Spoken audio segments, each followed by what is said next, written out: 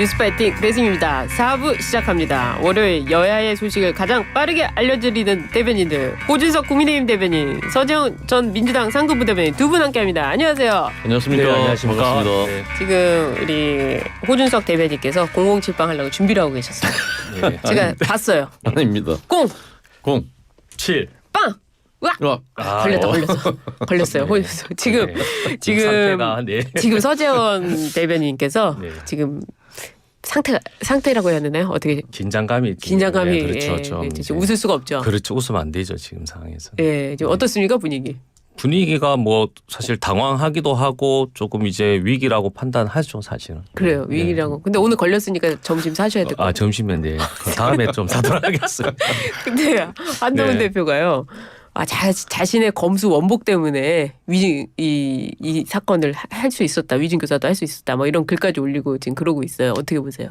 그 이제 업되신 거죠. 결과 1심 이제 네. 이재명 대표. 그동안에 한동훈 대표의 생각은 당대표 되고 나서 어떻게 보면 이제 정치적 행보가 이제 활짝 열릴 줄 알았는데 당내에서 이제 공격을 워낙 많이 받고 지지율도 폭락하다 보니까 스트레스죠. 사실 네. 저는 이해는 가는데 이것을 가지고 너무 업되다 보니까 네. 본인이 이제 자화자찬을 넘어서 뭐 페이스북에 주말 사이에 9건인가요? 예. 이제 페이스북 이제 자제령이 이제 당내에서 또 나올 것 나옵니까? 같습니다. 그래요. 네.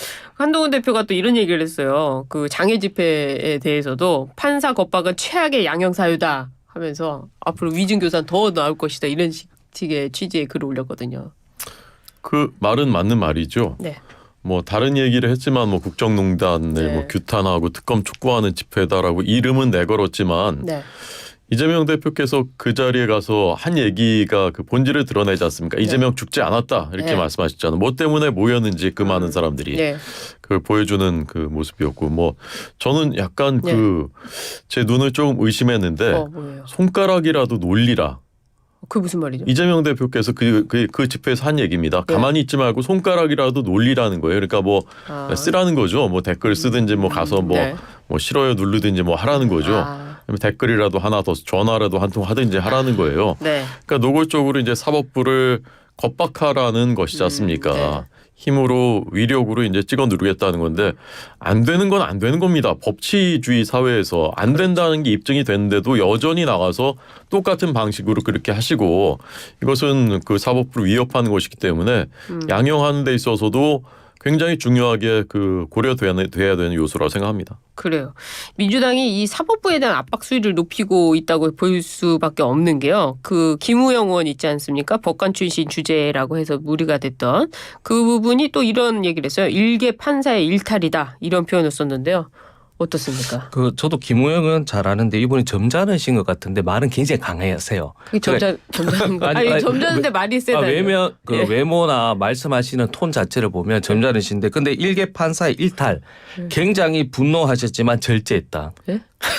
야 진짜로 김우영 의원 입장에서는 보시면 일개 판사 전체 보통 어떤 우리 국민의힘 말고 민주당 의원 중에도 뭐 여러 가지 결과가 있으면 사법부가 죽었다라고 해서 사법부 전체를 부정하는데 일개 판사라고 하죠. 그러니까 판사의 그 1심의 결과 자체가 잘못됐다고 얘기하는 겁니다. 일탈행위. 저도 그렇게 생각해요 사실은. 왜냐하면 그 판결문을 저도 보니까 저는 법조인이 아닌데도 조금 의아했던 것은 경기도 지사의 때 국감인데 이걸 공직선거법으로 선거행위 즉 대선 후보기 때문에 대선에 나오는 그 그렇죠. 목적이라고 하는데 그때는 엄연히 경기도 지사 신분이었거든요. 후보도 있잖아요. 그리고 말씀드렸지만 또 웃긴 것은 고의성이 있다라고 합니다. 고의성의 근거는 판넬이라고 합니다. 판넬 준비. 근데 저도 토론회 때 뭐 여러 가지도 있고 지금 방송 자체도 사실 이런 주제는 하루 전에 나오잖아요. 그럼 저도 준비를 하죠. 판넬 등에서. 그렇지만 방송을 나오면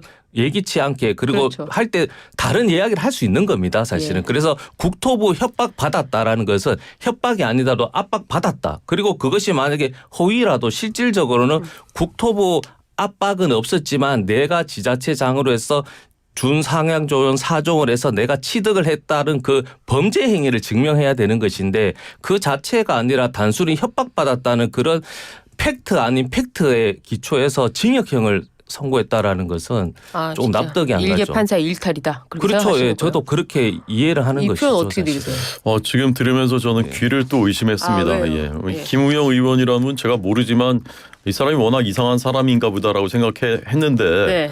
지금 제 그 면전에서 예. 저런 말씀을 또 이제 맞다라고 하시니까 네. 이게 그럼 민주당 전체 인식이 이런 것인가? 정말 뭐 굉장히 그 유감스럽고요. 우리 사회가 법을 지키지 않고 네. 법을 지키라고 만들어 놓은 사법부가 하는 판단에 대해서 모두가 부정하기 시작하면 네. 정글이 되는 거죠, 정글. 그리고 민주당 의원분들 여기 나오셔가지고는 그 판결 나오기 전에는 존중한다고 했거든요. 어떤 결과가 나온다 하더라도요. 본인들한테 유리한 결과 나오면 존중하시고 아닐 때는 이제 다 부정하죠. 일관된 행태죠.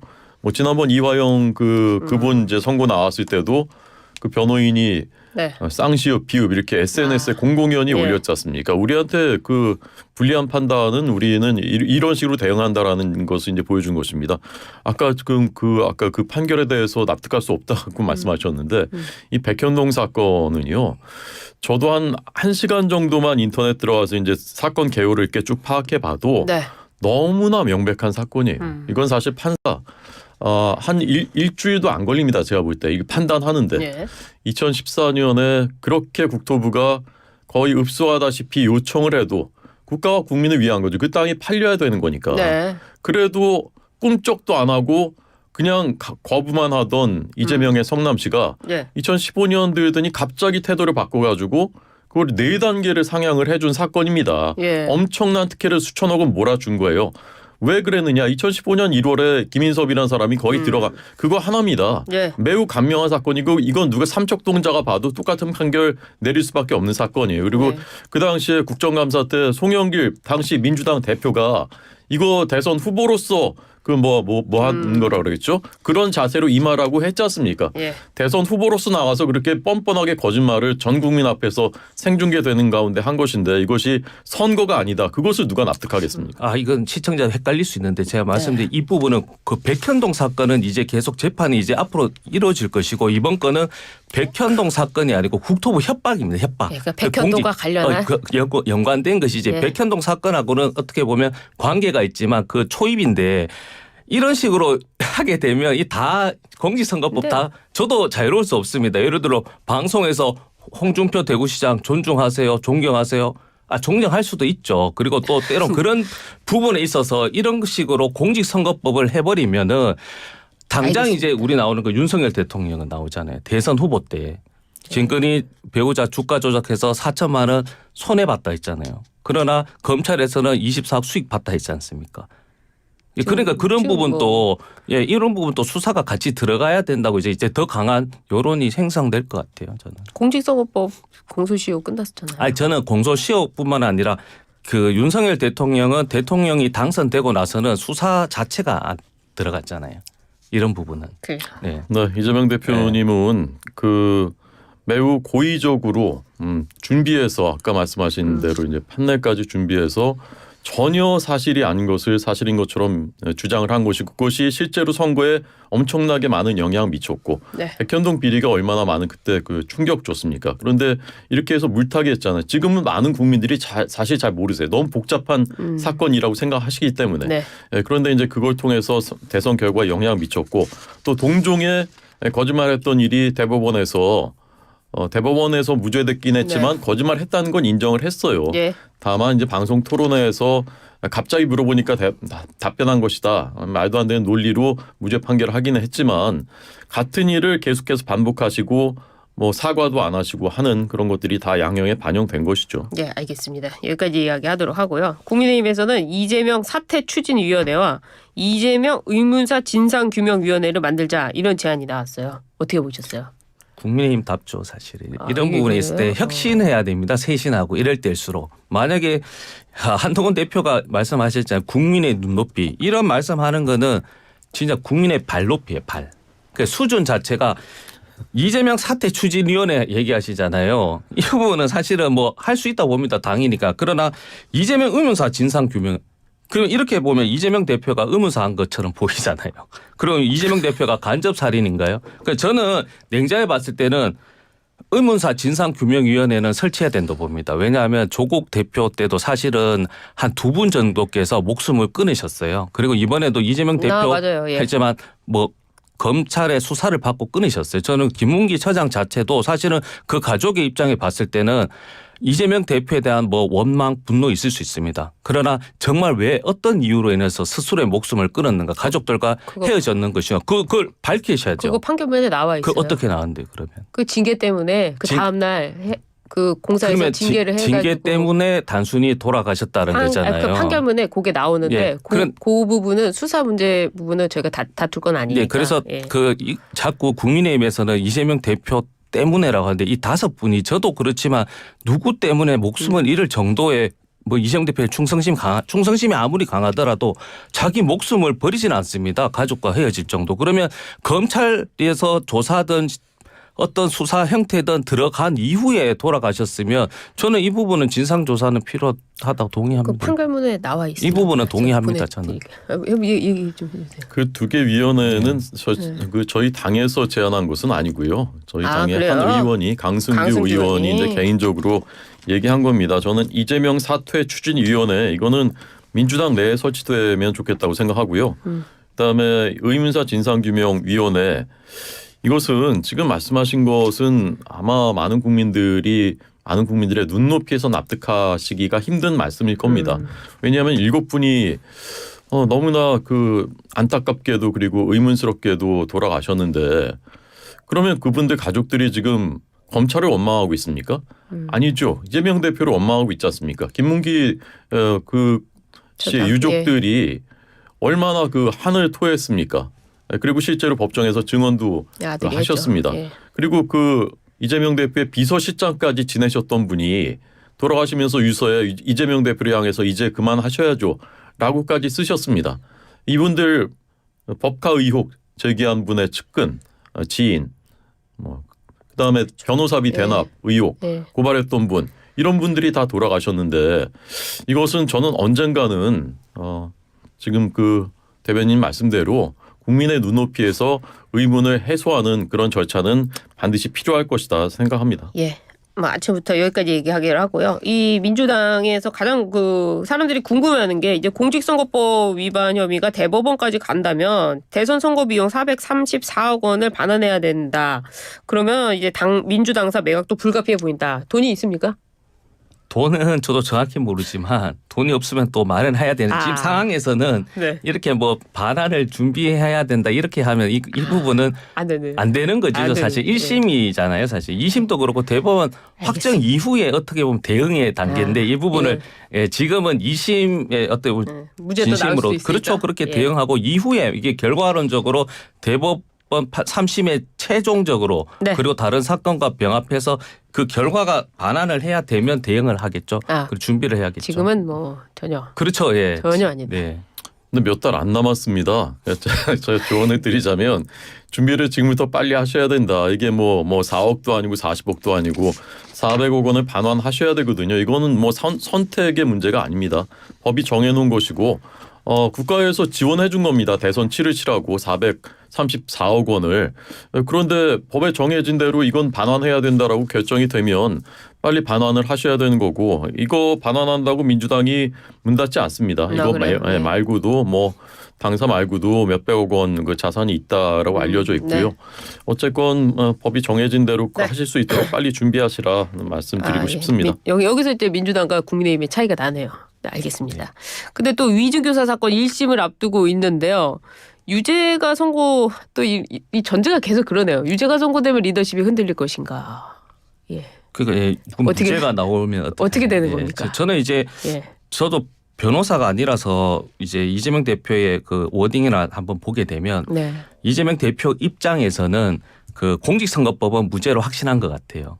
그래서 위증교사 같은 경우는 다툼의 여지가 분명히 있다고 보신 것 같아서 페이스북에도 위증 시도를 했다고 치더라도 실패했기 때문에 그러면 이재명 대표도 변호사이기 때문에 그런 기준으로 봤을 때는 뭐 대표 입장에서나 민주당 입장에서는 더 준비해야 될 것 같다. 그래서 이번에는 대응이지만 선제적 대응을 해야 될 것 같다. 그래서 최악의 경우를 대비해서 일주일 동안 저는 변호사 이재명 대표 변호사가 누군지 잘 모릅니다. 네. 그러나 최악의 경우를 대비하고 앞서 말씀하셨던 뭐 경기도지사 시절 판넬까지 고의성에 대해서 이런 부분 또 하나하나 더 이제 예측하지 못하는 것까지 좀 잘해서 마지막 최후 변론도 있을 거잖아요. 처벌로 끝났어요. 끝났어요. 그럼 네. 판사 예. 그러면 그동안에 끝났어요. 끝났습니까? 네. 그러면 결과를 지켜보고 또 네. 나오게 되면 또 뭐 결과에 따라서 또 검찰에서 항소할 수도 있으니까 이 부분은 저는 그동안 저희도 민주당도 잘못한 부분은 사실은 너무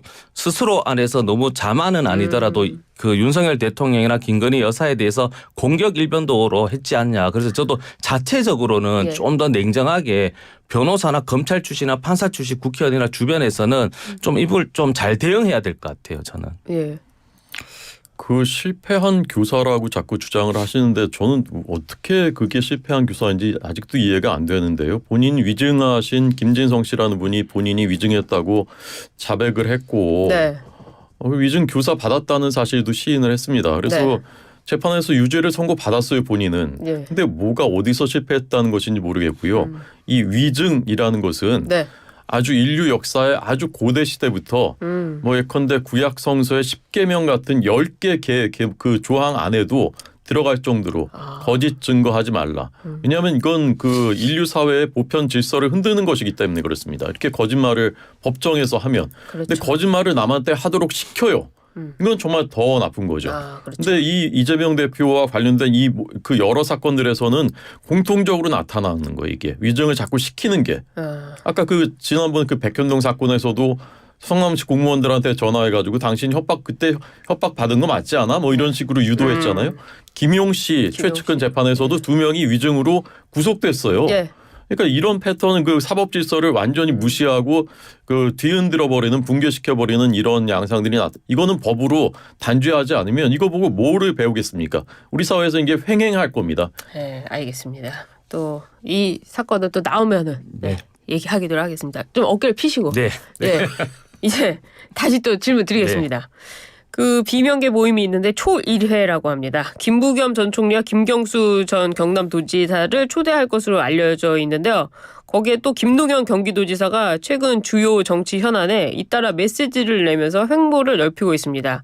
비명계가 이재명 대표의 유죄를 확신하고 이렇게 움직이는 겁니까? 그게 아니고 이제 언론이 움직인 거죠, 사실. 그래요? 여기 이 사람도 움직인 거 아닙니까? 김부겸 총리나 김경수 지사는 그냥 본인의 개인 일정을 그대로 소화하고 있고 김동연 지사 같은 경우도 오늘 국회에서 뭐 반도체 관련해서 한다고 하는데 이게 예를 들어 1심 선고가 유죄 나왔으니까 야 18일 오늘 빨리 반도체 관련해서 한번 일정을 잡자고 하면 안 되는 것이지만 김동연 지사 같은 경우는 지사와 그리고 또 본인의 정치적 개인적 목표가 있다고 봅니다. 그거를 꾸준하게 계속했는데 언론이 외면하고 관심이 없다가 이제는 다시 관심을 가지는 것이죠, 사실은. 이분들은 전혀 정치적인 행보가 아니다. 이분은 일상적인 활동을 계속하는 겁니다. 예. 네, 어떻게 보세요? 정치적 행보. 근데 정치인 또는 정치 지도자가 이런 상황에서 가만히 있거나 아니면 전과 똑같이 한다. 그건 잘못된 겁니다. 왜냐하면 어쨌건 이 야당이잖아요. 수권 정당을 그 표방하고 있지 않습니까? 네. 다음에 우리가 집권하겠다라는 정당인데 네. 거기에 제일 그 유력했던 주자가 현실적으로 그 엄청난 난관을 만났어요. 난관 정도가 아니라 제가 보기에 많은 그 국민들이나 언론은 사실상 이제 대선 후보로서는 안 된다 이렇게. 라는 것을 이제 판정을 했습니다. 그런데 나머지 사람들이 가만히 있어요? 그건 잘못된 거 아닙니까?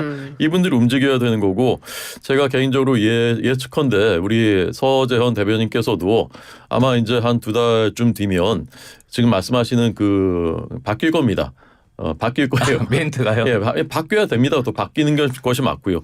지금 이재명 대표의 최측근에 있었던 그 분들 있잖아요. 몇 분 있잖아요. 지난번 전당대회 때 이재명 마케팅 막 했던 분들. 그분들 어떤 생각하고 있겠습니까? 어떻게 되는 거지? 그럼 3년 반 뒤에 내 공천은 누가 주는 거지? 나는 어떻게 해야 되는 거지? 그거 다 생각하고 있지 않겠습니까? 주위에서부터 다 흔들리고 있어요. 이미 엄청나게 흔들리고 있고. 보셨군요. 제 앞에 계신 서재현 대변인도 마음속에 지금 흔들리고 있어요. 이미.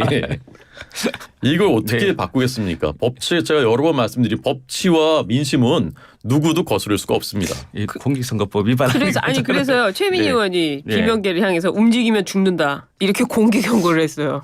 이 잘못한 거죠. 사실 앞에 한 글자 빠졌습니다. 예. 안 움직이면 죽인다고 했어야 되는데 왜냐하면 이 부분은 제가 어떤 의미냐면은 지금 저희가 지금 그 이재명 대표 관련해서 그 별개로 지금 김건희 특검 관련해서 1,000만의 서명 운동도 받고 있어요. 그렇군요. 예, 근데 굉장히 사실 힘듭니다. 사실 왜냐하면 네. 지방 같은 경우도 서울에 올라오죠. 회비 4만 원 내서 몇 시간 동안 왔다가 또 주말 쉬면서 잘 안 움직이려고 해요. 왜 안 움직여요? 피곤하니까 힘든 경우도 있으니까. 그리고 구의원 같은 경우는 지금 행정사무감사이기 때문에 굉장히 힘들거든요. 네. 그럼에도 불구하고 이런 상황에서 나라도 좀 몇 시간이라 더 하지. 저도 같은 마음입니다. 저도 사실은 평일에 정말 솔직하게 말씀드리면 한두 시간 하고 그냥 사진 한번 찍고 그만두고 있었어요. 그러나 주말 되니까 스스로가 더 열심히 해야겠다 상황이. 그리고 대구 시민들께서도 서명을 잘 안 하세요. 사실은 이 부분은. 그렇게 하다가 일요일 어저께 한번 3시간 했습니다. 해보니까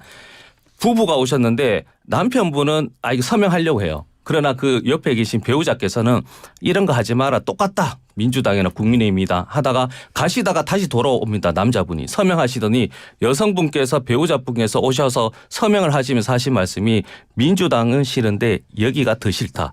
이렇게 얘기하시는 거예요. 저도 스스로가 더 움직이고 더 노력해야겠다. 이런 부분은 있다라는 말씀을 드립니다. 그래요.